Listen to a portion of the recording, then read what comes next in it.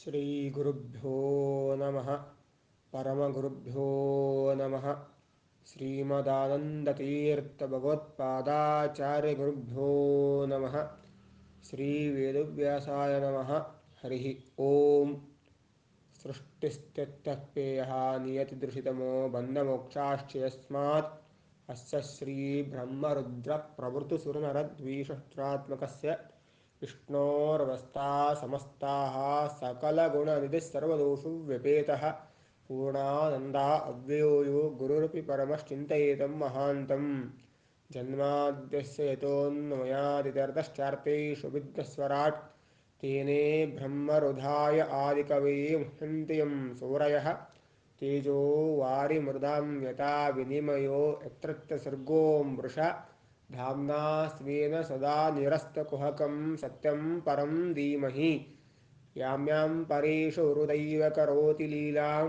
तां तां करुत्तन तथैव रमापि देवी नैतावतः स परमस्य तथा रमायाः दोषोऽणुरप्यन विचिन्त्य हृः प्रभूयते बुद्धिर्बलं यशोधैर्यं निर्भयत्वम् अरोगता अजाड्यं वक्पटुत्वं च हनुमस्मरणात् भवेत् भवति यदनुभावादेडमूकोऽपि वाग्मी जडमतिरपजन्तुर्जायते प्राज्ञमौलिः सकलवचनचेतो देवता भारती सा मम वचसि निधत्तां सन्निधिं मानसे च यस्य वा कामधेनुर्नः कामितार्थान् प्रयच्छति सेतं जययोगीन्द्रं कामबाणश्चिदं सदा पूज्याय राघवेन्द्राय सत्यधर्मरताय च भजतां कल्पवृक्षाय नमतां कामधेनवे सत्याविघ्नकराब्जोत्तान् पञ्चाशद्वर्षपूजकान् सत्यप्रमोदतीर्थार्यान् नोमिन्याय सुधारतान् समाश्रयेत् गुरुं भक्त्या महाविश्वासपूर्वकं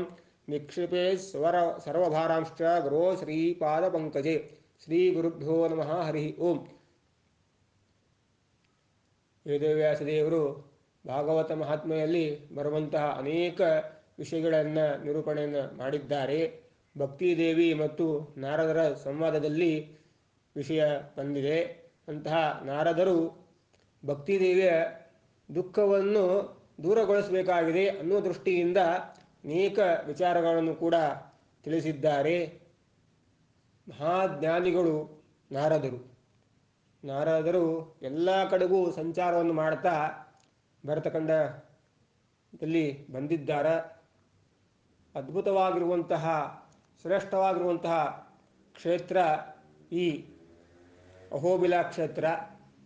ಅಹೋ ಅಂದರೆ ಆಶ್ಚರ್ಯ ಅಂತ ಅರ್ಥ, ಬಿಲ ಅಂದರೆ ಗುಹೆ, ಅಹೋಬಿಲ ಅಂತ ಈ ರೀತಿಯಾಗಿ ನರಸಿಂಹದೇವರ ಸ್ಮರಣೆಯನ್ನು ಮಾಡಿದ್ದಾರೆ.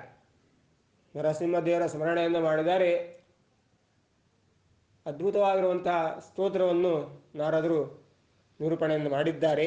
ನಿರೂಪಣೆ ಮಾಡೋದರಿಂದ ಎಲ್ಲ ಸಾತ್ವಿಕ ಜೀವರಾಶಿಗಳಿಗೆ ಯೋಗಕ್ಷೇಮವಾಗಲಿ ಎಂಬುದಾಗಿ ಪ್ರಾರ್ಥನೆಯನ್ನು ಮಾಡಿದ್ದಾರೆ. ಅಂತಹ ಪ್ರಾರ್ಥನೆಯನ್ನು ಮಾಡ್ತಾ ಭಕ್ತಿದೇವಿಯನ್ನು ಕುರಿತು ವಿವರಣೆಯನ್ನು ಮಾಡುತ್ತಾ ಇದ್ದಾರೆ. ನಾನು ಎಲ್ಲಿ ಯಾವ ಕ್ಷೇತ್ರಕ್ಕೆ ಹೋಗಿದ್ದೀನಿ, ಯಾರು ಯಾರಿಗೆ ನನ್ನ ಭೇಟಿಯಾಗಿದೆ ದೃಷ್ಟಾಂತವನ್ನು ಕೊಡ್ತೇನೆ, ನೀನೇನು ವಿಚಾರವನ್ನು ಮಾಡಬೇಡ, ನಿನ್ನೆ ದುಃಖದ ನಿವೃತ್ತಿ ಹೊಂದುತ್ತದೆ ಎಂಬುದಾಗಿ ನಾರದರು ಹೇಳಿದ್ದಾರೆ. ಅದಕ್ಕೆ ದೃಷ್ಟಾಂತಗಳು ಬಹಳ ಇದ್ದಾವೆ. ಕೃತಯುಗದಲ್ಲಿ ನಾರದರು ಭೇಟಿಯಾಗಿದ್ದು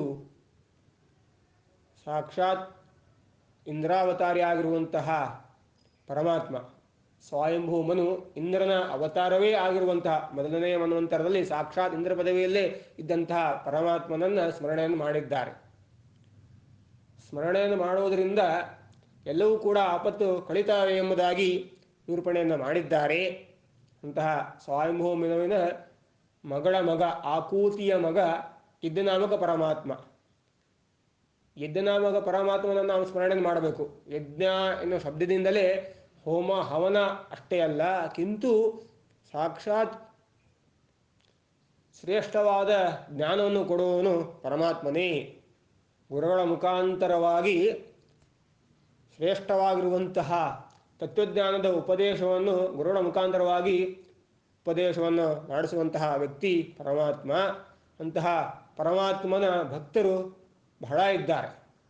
ಅದರಲ್ಲಿ ಕೆಲವರ ದೃಷ್ಟಾಂತವನ್ನು ನಾವು ನೋಡುವುದಾದರೆ ಹೇಳಬಹುದು. ಕೃತಯುಗದಲ್ಲಿ ಹಿರಣ್ಯಕಶಿಪುವಿನ ಮಗ ಪ್ರಹ್ಲಾದರಾಜ, ಪ್ರಹ್ಲಾದರಾಜ, ಪ್ರಿಯವ್ರತ ಮಹಾರಾಜ, ಧ್ರುವರಾಜ, ಅನೇಕ ಋಷಿಗಳ ಸಾಕ್ಷಾತ್ಕಾರ, ಎಲ್ಲಿ ನಾರದರ ಭೇಟಿಯಾಗಿರ್ತದೆ, ಸಮಾಗಮ ಆಗಿರ್ತದೋ, ಎಲ್ಲಿ ಸದ್ಭಕ್ತರು ಎಲ್ಲಿ ಇರ್ತಾರೋ ಅಲ್ಲಿ ನಾರದರು ಇರ್ತಾರೆ, ವಿಶೇಷವಾಗಿರುವಂತಹ ಸನ್ನಿಧಾನ ಎಂಬುದಾಗಿ ನಾವು ನಿರೂಪಣೆಯನ್ನು ಮಾಡಬಹುದು.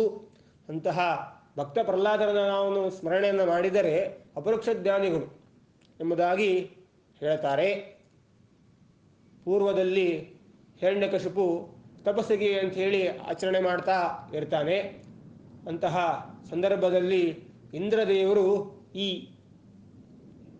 ಗರ್ಭವತಿಯಾಗಿರುವಂತಹ ಕಯಾದುವಿನ ಸಂಹಾರ ಮಾಡಬೇಕು, ದೈತ್ಯರಕದಲ್ಲಿ ಹುಟ್ಟಿ ಬರುವಂತಹ ವ್ಯಕ್ತಿ ಇವನು ಅಂತ ಸಂಹಾರ ಮಾಡಲಿಕ್ಕೆ ಅಂತ ಬರ್ತಾರೆ. ಆವಾಗ ನಾರದರು ತಡಿತಾರೆ. ಯಾಕೆ ತಡೆದರು? ಕಯಾದುವಿನ ಕೂಸು, ಹುಟ್ಟುವಂತಹ ಕೂಸು ಅದು ಭಗವದ್ಭಕ್ತರು, ಅಂತಹ ಭಗವದ್ಭಕ್ತ ಪ್ರಹ್ಲಾದರಾಜ ಎಂಬುದಾಗಿ ಉಪದೇಶವನ್ನು ಮಾಡಿದ್ದಾರೆ.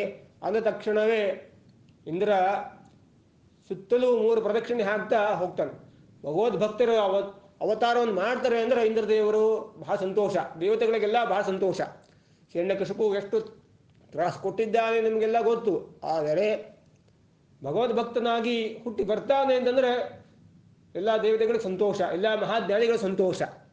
ಆದ್ದರಿಂದಾಗಿ ಸ್ಮರಣೆಯನ್ನು ಮಾಡಬೇಕು. ಕಯಾದುವಿಗೆ ಭಾಗವತ ಉಪದೇಶವನ್ನು ಮಾಡಿದ್ದಾರೆ ನಾರದರು. ಆ ಕಯಾದುವಿನ ಮಗನಾಗಿ ಹುಟ್ಟಿ ಬಂದವನೇ ಪ್ರಹ್ಲಾದ. ಪ್ರಹ್ಲಾದ ಎಂಬುದಾಗಿ ಹೇಳ್ತಾರೆ. ಸಾಕ್ಷಾತ್ ಭಗವದ್ಭಕ್ತ, ಮಹಾಜ್ಞಾನಿ, ಅಪರೋಕ್ಷ ಜ್ಞಾನಿಗಳು ಪ್ರಹ್ಲಾದರಾಜರು ಎಂಬುದಾಗಿ ಸ್ಮರಣೆಯನ್ನು ಮಾಡಬೇಕು. ಯಾವಾಗ ಪ್ರಹ್ಲಾದರಾಜರು ಎಲ್ಲ ದೈತ್ಯ ಮಕ್ಕಳಿಗೆ ಉಪದೇಶವನ್ನು ಮಾಡಿದರು, ಅಂತಹ ದೈತ್ಯ ಬಾಲಕರು ಕೂಡ ಅದ್ಭುತವಾಗಿರುವಂತಹ ದೇವರ ಭಕ್ತಿ ಪ್ರಾರಂಭವನ್ನು ಮಾಡಿದ್ರಂತೆ. ದೇವರ ಭಕ್ತಿಯನ್ನು ಮಾಡಬೇಕು. ದೇವರ ಭಕ್ತಿಯನ್ನು ಮಾಡಿದರೆ ನಮಗೆ ಎಲ್ಲೂ ಕೂಡ ಪರಿಹಾರ ಆಗ್ತದೆ ಎಂಬುದಾಗಿ ತಿಳಿಸಿದ್ದಾರೆ. ಅಂತಹ ದೈತ್ಯರಿಗೆ ಉಪದೇಶವನ್ನು ಮಾಡಬೇಕು ಅಂತಂದರೆ ಕೇಳುವಂಥ ವ್ಯಕ್ತಿಗಳಲ್ಲ ಈ ದೈತ್ಯರು.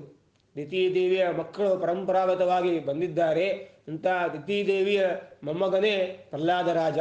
ಅಂತಹ ಪ್ರಹ್ಲಾದರಾಜ ಎಲ್ಲ ದೈತ್ಯ ಬಾಲಕರಿಗೆ ಉಪದೇಶವನ್ನು ಮಾಡಿದ್ದಾನೆ. ಎಲ್ಲರೂ ಕೂಡ ಸಂಭ್ರಮದಿಂದ ದೇವರ ಸ್ಮರಣೆಯನ್ನು ಮಾಡಿದ್ದಾರೆ. ಪ್ರತಿ ಕ್ಷಣದಲ್ಲೂ ಕೂಡ ಭಕ್ತಿಯನ್ನು ಮಾಡಿದ್ದಾರೆ. ಆ ಭಕ್ತಿ ಮಾಡುವುದರಿಂದಲೇ ಪ್ರಹ್ಲಾದರಾಜರಿಗೆ ಸಾಕ್ಷಾತ್ ಪರಮಾತ್ಮನೇ ನರಸಿಂಹದೇವರ ಅವತಾರವನ್ನು ಮಾಡಿದ, ರಕ್ಷಣೆಯನ್ನು ಮಾಡಿದ ಎಂಬುದಾಗಿಯೂ ಕೂಡ ನಾವು ತಿಳಿದುಕೊಳ್ಳಬಹುದು. ಅಂತಹ ಸಾಕ್ಷಾತ್ ಪರಮಾತ್ಮನ ಸಾಕ್ಷಾತ್ಕಾರವಾಗಿದೆ. ಯಾರಿದ್ರು ಮಧ್ಯಸ್ಥಿಕೆ ಅಂದರೆ ನಾರದರೇ ಇಲ್ಲಿ ಮಧ್ಯಸ್ಥಿಕೆಯಾಗಿ ಇದ್ದರು ಎಂಬುದಾಗಿ ಹೇಳ್ತಾರೆ. ಇನ್ನು ಧ್ರುವರಾಜ, ಉತ್ತಾನಪಾದ ರಾಜ, ಪ್ರಿಯವರ್ತನ ತಮ್ಮ ಉತ್ತಾನಪಾದ. ಅಂತಹ ಉತ್ತಾನಪಾದನಿಗೆ 2 ಹೆಂಡತಿಯರು, ಸುರುಚಿ ಮತ್ತು ಸುನೀತಿ. ಸುನೀತಿ ಮೊದಲನೇ ಹೆಂಡತಿ. ಸುನೀತಿಯಲ್ಲಿ ಮಗನಾಗಿ ಹುಟ್ಟಿದಂತಹ ವ್ಯಕ್ತಿ ಧ್ರುವರಾಜ. ಅಂತಹ ಧ್ರುವರಾಜ ತನ್ನ ತಂದೆಯ ಹತ್ತಿರ, ತೊಡೆಯ ಹತ್ತಿರ ಕೂಡಬೇಕು ಅಂತ ಪ್ರಯತ್ನವನ್ನು ಮಾಡ್ತಾ ಇದ್ದ.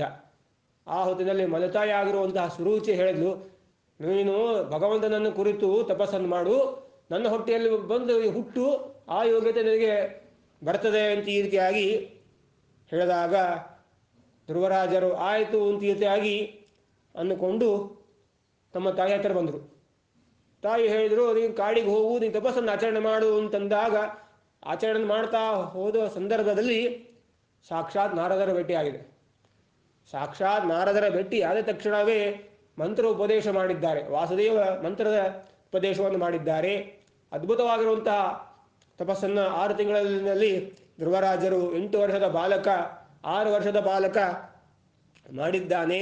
ಅಂತಹ ಸಂದರ್ಭದಲ್ಲೂ ಕೂಡ ಸ್ಮರಣೆಯನ್ನು ಮಾಡಲೇಬೇಕು. ಪರಮಾತ್ಮನೇ ಸಾಕ್ಷಾತ್ಕಾರವನ್ನು ಮಾಡಿದ್ದಾನೆ ಧ್ರುವರಾಜರಿಗೆ. ಎಷ್ಟು ವರ್ಷದ ಬಾಲಕ? 6 ವರ್ಷದ ಬಾಲಕ. ಅಂತಹ 6 ವರ್ಷದ ಬಾಲಕನಿಗೆ ಪರಮಾತ್ಮ ಸಾಕ್ಷಾತ್ಕಾರ ಮಾಡ್ಕೊಬೇಕು ಅಂತಂದ್ರೆ ನಾರದರ ಪ್ರಯತ್ನ ಬೇಕೇ ಬೇಕು. ನಾರದರ ಉಪದೇಶವನ್ನು ಮಾಡಿರಲಿಲ್ಲ ಅಂತಂದರೆ ಏನಾಗ್ತಿತ್ತು? ನಾರದರೇ ಎಲ್ಲಿ ನಾರದರು ಸ್ಮರಣೆಯನ್ನು ನಾವು ಮಾಡ್ತೀವೋ ಅಲ್ಲಿ ಪರಮಾತ್ಮ ಯಾವಾಗಲೂ ಸನ್ನಿಹಿತನಾಗಿರ್ತಾನೆ. ಎಲ್ಲಿ ಮುಖ್ಯ ಪ್ರಾಣದೇವರು ಇರ್ತಾರೆಯೋ ಅಲ್ಲಿ ನಾವು ಸ್ಮರಣೆಯನ್ನು ನಾವು ಮಾಡಲೇಬೇಕು. ಮುಖ್ಯ ಪ್ರಾಣದೇವರು ಗುರುಗಳನ್ನು ಸ್ಮರಣೆ ಮಾಡಲೇಬೇಕು. ಗುರುಗಳಿಲ್ಲಾರದೆ ನಾವೆಲ್ಲ ನಮಗೆ ಜ್ಞಾನ ಬರ್ತದೆ ಅಂದರೆ ಜ್ಞಾನ ಇಲ್ಲ, ಜ್ಞಾನವಿಲ್ಲದೆ ಮೋಕ್ಷವಿಲ್ಲ ಅಂತ ಈ ರೀತಿಯಾಗಿ ದಾಸವರ್ಣರು ಹೇಳಿದ್ದಾರಲ್ಲ. ಅಂತಹ ಶ್ರೇಷ್ಠವಾಗಿರುವಂತಹ ತತ್ವಜ್ಞಾನವನ್ನು ಕೊಡುವಂತಹ ಮಹಾನುಭಾವರು ನಾರದರು ಎಂಬುದಾಗಿ ಹೇಳ್ತಾರೆ.